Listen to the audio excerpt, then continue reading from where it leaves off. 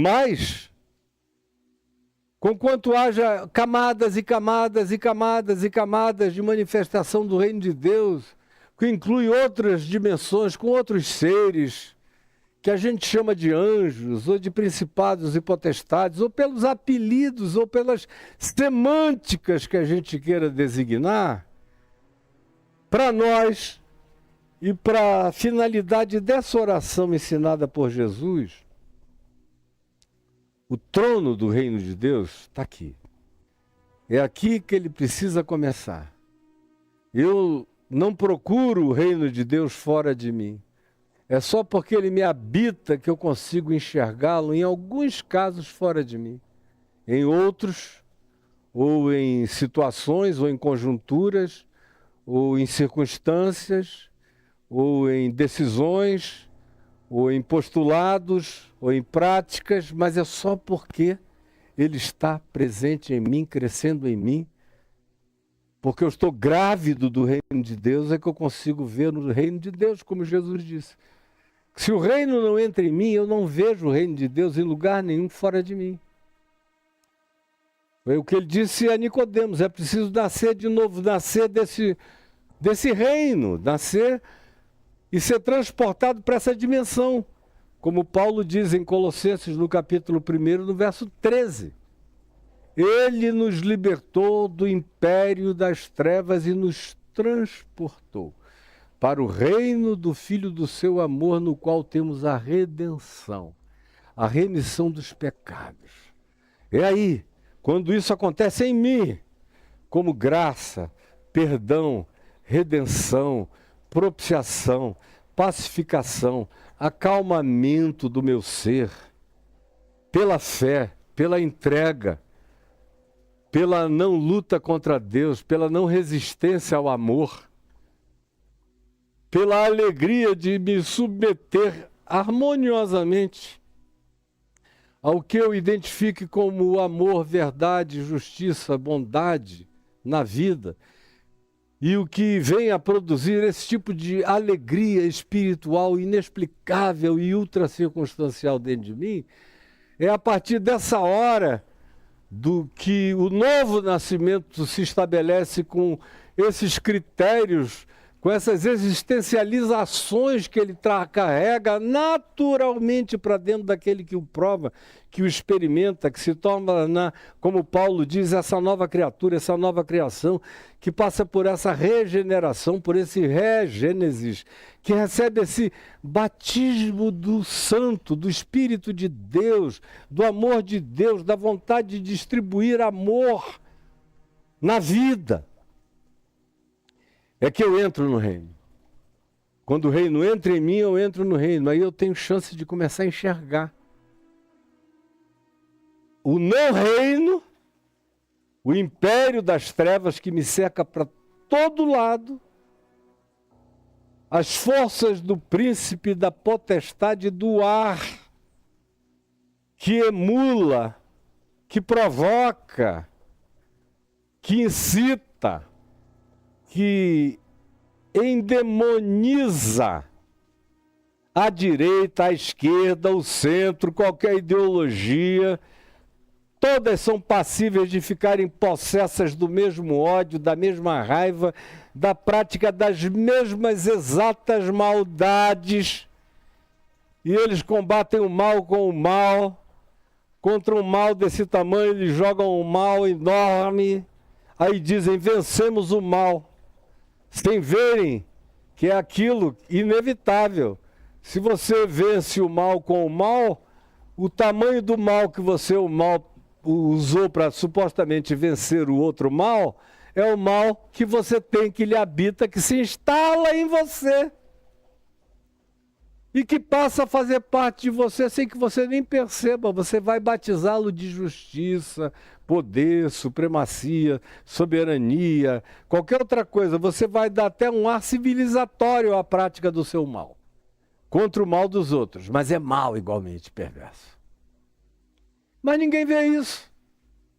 E quem quer que veja, só vê porque tem o reino plantado dentro de si. Está grávido do reino de Deus. Aí começa a enxergar com os olhos de um súdito do reino, de um filho do reino.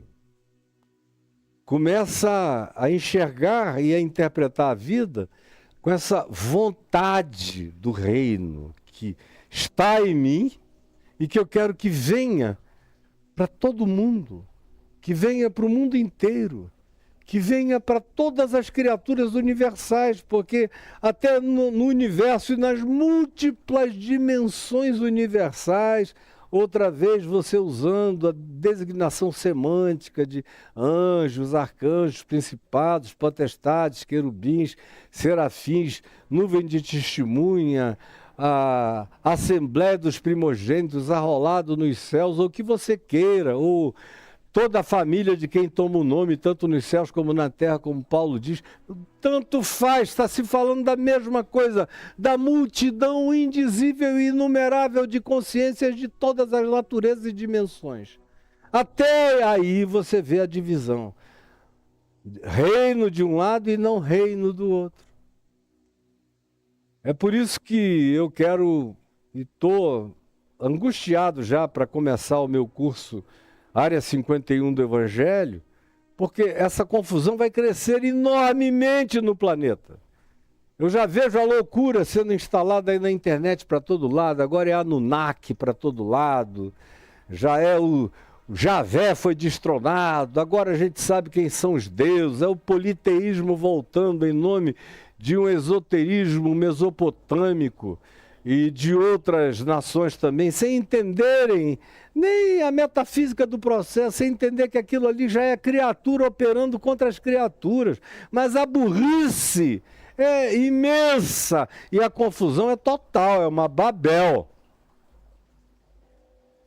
Então, só se enxerga, só começa a ter esse olhar se o reino te habitar. Se você enxergar a vida a partir do que o reino fez em você. Venha para mim. Está em mim.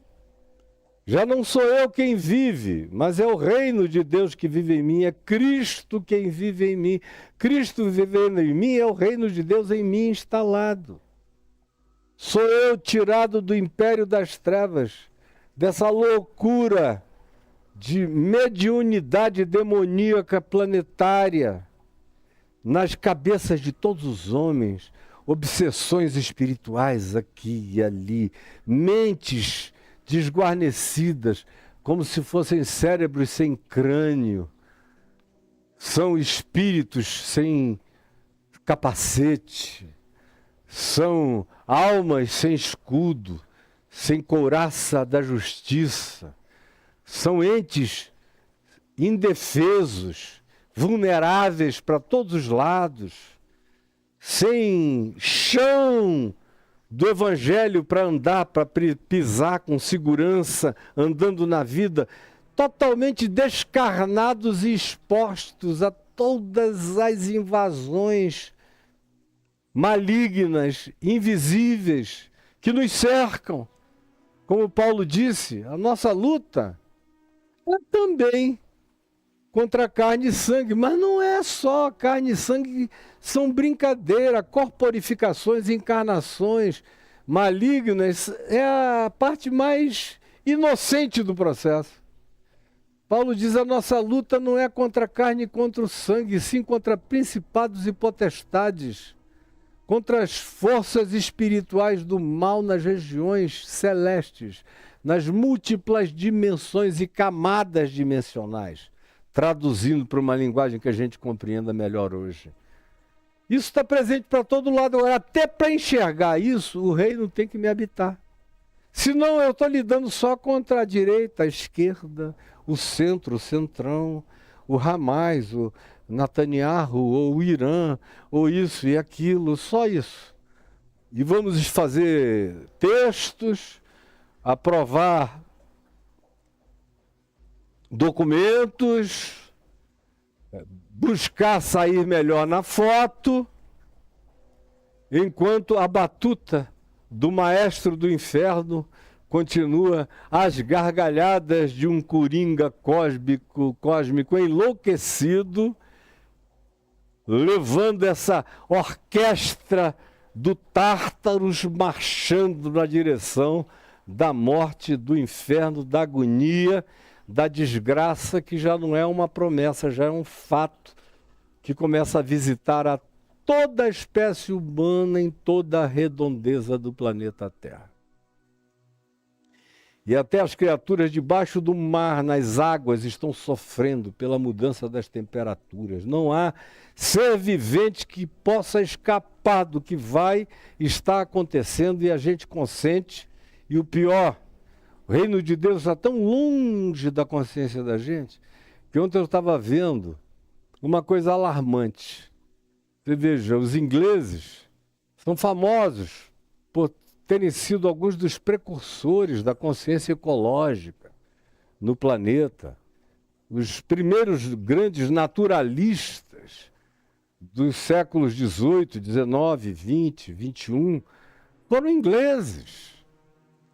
É indubitável o progresso nesse sentido que a Inglaterra trouxe. E o avanço de algumas mentes do Reino Unido e a influência que isso teve nos países nórdicos da Europa. E não só nos nórdicos, em boa parte da Europa. Mas ontem eu estava vendo que nem os ingleses, com toda a consciência do processo naturalista, estão diminuindo o uso de petróleo de modo algum. Estão tentando botar energias alternativas, menos poluentes ou não poluentes, mas enquanto isso, estão ordenando a perfuração de todos os poços de petróleo possíveis. Porque os caras, a ganância é maior do que a consciência. A ganância é maior do que a consciência. Então, apesar da consciência, a ganância diz o seguinte: mantenha essa consciência, vá melhorando, faça a eólica, faça captura de energia solar, faça o que você puder com energias limpas e biomassa, o que você puder. Todavia, seque até a última gota de petróleo. E queime, jogue CO2 e tente, e deseje e torça para que a ciência crie algum mecanismo de absorção de CO2, aonde se faça a diminuição disso sem que se precise fazer nenhuma dieta de morte. Nenhuma dieta de petróleo, ou de combustível fóssil, ou de carvão, ou de queima e liberação de CO2. E ainda tem o pum das vacas. O que a gente vai fazer com o pum das vacas? Você vai parar de comer carne? Você vai parar com a criação em grande quantidade desses animais todos? E com o consumo deles? Nós vamos? É óbvio que não. Então, só sobra a foto e o discurso. Mas você só começa a enxergar isso, e mais do que enxergar, só começa a criar disposição para fazer alguma coisa a respeito, começando da sua vida. Aí eu começo em mim, se o reino me habita, eu me enxergo. É condição sine qua non para que eu me enxergue, é que o reino de Deus me habite. Aí eu me enxergo. Eu me enxergo todas as expressões de não reino, de não harmonização, de não coadunação, de não entrega, de insubmissão do meu ser à harmonia do amor e da vontade de Deus, que é o que de melhor eu posso ter para viver. Mas eu sou suicida e luto contra o melhor da vida em mim todo dia. A minha grande luta é não permitir que o espírito de autodestruição suicida se instale e cresça em mim. Quando o reino entra, eu começo a ter prevalências crescentes. Até ir crescendo no atingimento de eliminações, ou totais, é raro, mas quase totais, diminuição de autodestruição, porque todos nós, de loucos e de suicidas, todos nós temos um pouco. Cada um de nós ao seu próprio modo. com as ingestões e consumos e práticas de coisas que são mortais, ou para a nossa vida ou para a dos outros, ou são letais para a existência como um todo. Mas quando eu vejo o reino está dentro de mim, eu começo a enxergar em mim e começo a enxergar fora de mim. De modo que o reino é essa chave epistemológica essencial, é essa condição para que eu pratique a teoria do conhecimento de maneira completamente realizável no alcance da minha mão, do meu olhar, da minha consciência, do meu falar, do meu praticar, até onde eu consiga levar. Mas se eu não tiver o reino de Deus em mim, eu não enxergo nada. Eu sou um cego guiando outros cegos se eu tiver a presunção de ser um mestre. Mas eu não passo disso e você também não. O reino, portanto, é a submissão, a harmonização da consciência revelada da vontade de Deus, conforme o Evangelho de Jesus, conforme as práticas manifestas da vontade de Deus, da encarnação, na gestualização, na expressão de Jesus, que é a expressão exata do ser de Deus, é o resplendor da glória que eu preciso aprender a absorver, para que eu me torne um homem como filho do homem, para que eu me torne filho de Deus como meu Pai é, como nosso Pai é. Esse é o reino que precisa crescer dentro de mim.